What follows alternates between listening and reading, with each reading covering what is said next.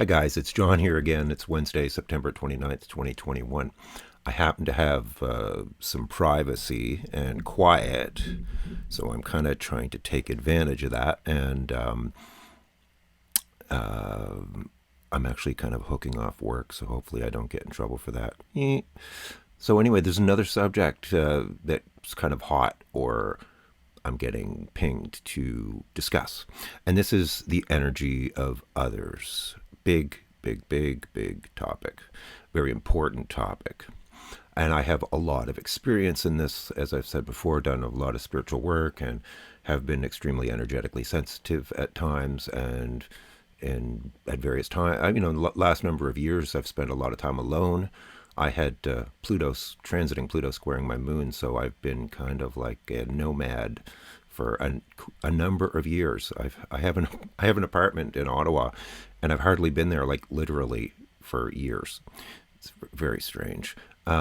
Anyway, so I mentioned the thing about being alone because when you're alone, you become really sensitive about who you are and what your energy is. And then when you come into contact with or interact with others, you become very aware or sensitive to their energies and how they influence you. And throughout the course of over decades of experience, I've had some really very strange and interesting experiences with other people. Now, sometimes, we're dealing with people that we have no choice to be around, like maybe it's your family or your spouse or whatever. And other times it's people in our social circle or even friends. And other times, of course, it's, the general public, like, you go to the grocery store or whatever. And there's absolutely no zero question in my mind that we are really powerfully affected by the people we're around and that we engage with. And, if it tends to be more extreme if it's somebody that you're close to, that you've sort of opened up to energetically. And even that can go to extremes. Like, I've had experiences where I have intentionally opened my heart to people, and then it takes you to a completely different level of engagement and interaction where it can get extremely profound, especially if the other person is receptive to that. And your energies can almost merge and you can develop a very strong psychic connection with people. So it's not something that I would suggest toying with or doing lightly, especially if you're somebody who is sensitive. But, I think that's part of the reason that we're here is to learn how our energies bounce off each other and influence each other. One of the things that I do every day, for example, is I clear the energy of others from myself energetically. And somebody who's, say you're married to somebody, you might be like, well, I don't want to clear the energies of my loved one or whatever. But you're not actually supposed to be carrying other people's energies. You don't need other people's energies. It can distort you and your perception and your experience of reality. And so it's not like by clearing yourself of their energies that you're going to break up your relationship or something like that. It's just good energetic hygiene. Uh, you know, uh, so I've also had experiences with people where, say, for example, there was something like jealousy or anger. And when somebody directs jealousy or anger at you, it can, if you're energetically sensitive and aware, it can have a really profound and negative, if not harmful, effect on you. I have had in the past etheric surgery in some cases to remove energetic objects from myself that were like daggers. And this was confirmed by other people. Like I literally, on one occasion, my whole left shoulder and arm, I could barely move. And I was going like, what the hell is going on? So I go and speak to a friend of mine who's highly psychic. And he's like, oh yeah, this so-and-so has been projecting this anger at you, sort of semi-consciously.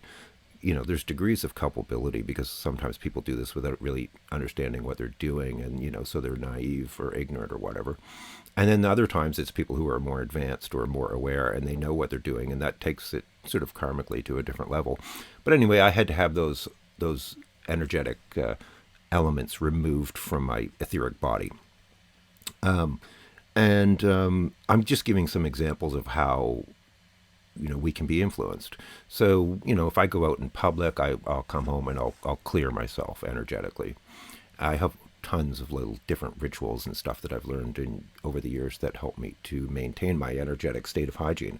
However, if you're in the presence of other people a lot and you don't really have a choice, say you're sharing a residence, which as I am now, I'm helping my brother do renovations, and I'm in his energy all the time.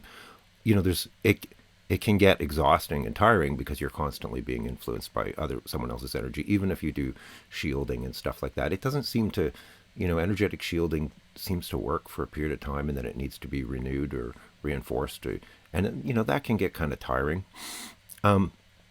So here's generally my philosophy about dealing with others. Oh, let me tell you one other story too, just to complete this picture, just that I meant to share and I forgot. I was once in a situation where I was in a car with a couple. We were going somewhere. I'm not going to give too many details to because I don't want to, it's personal. And I didn't really know these people. It just happened to be they happened to be available to get me somewhere where we were going to a yeah.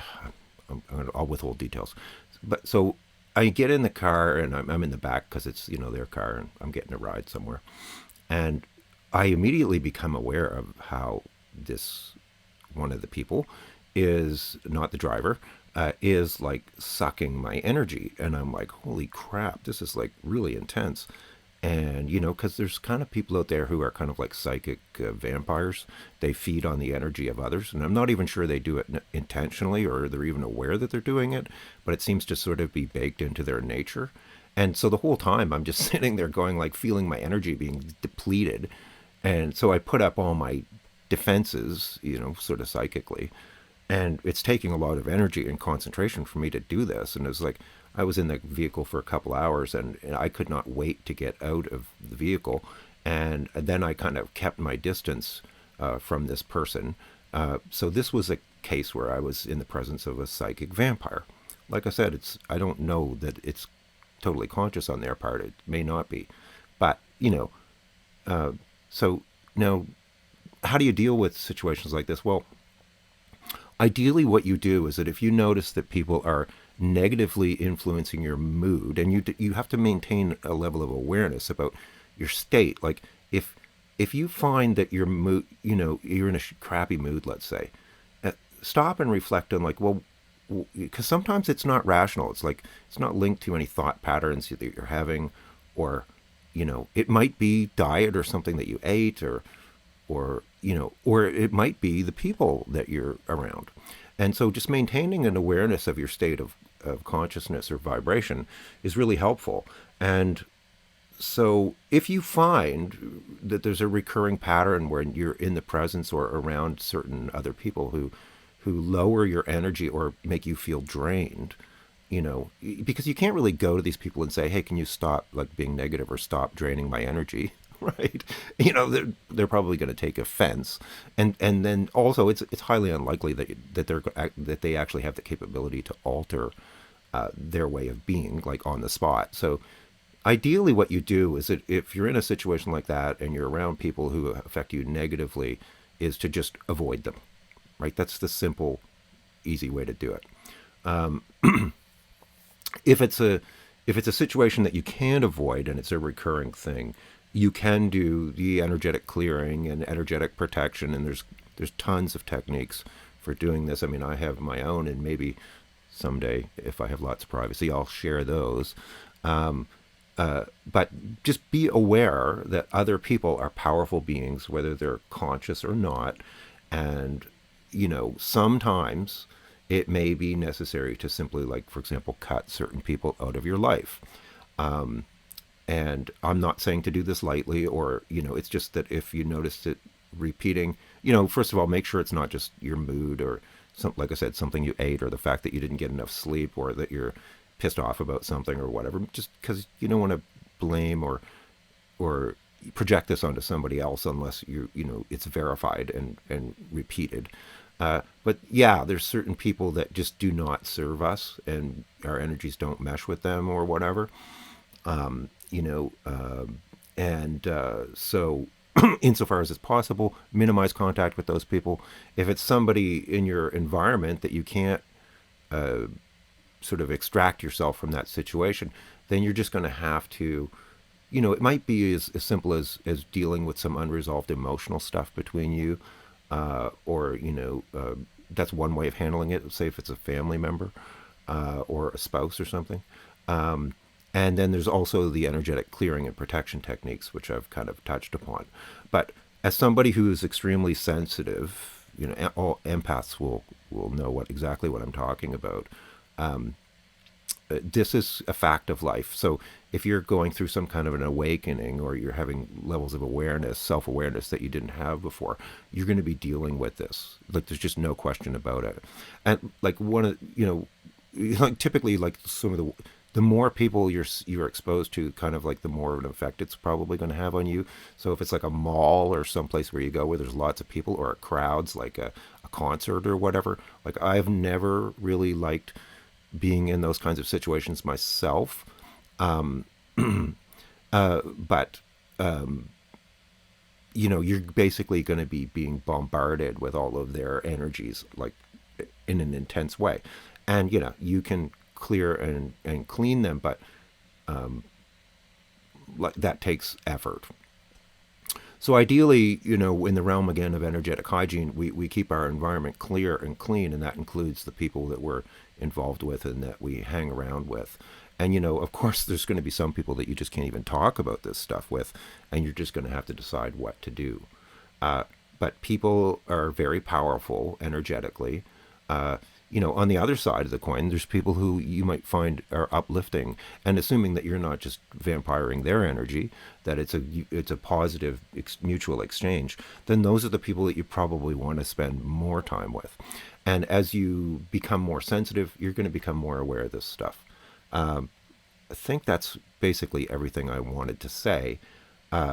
This is just a fact of life that I think is going to or that is going to become an even more significant issue for more people as the veils continue to thin on planet Earth, and we're seeking to understand, how we're being influenced and what we can do about it.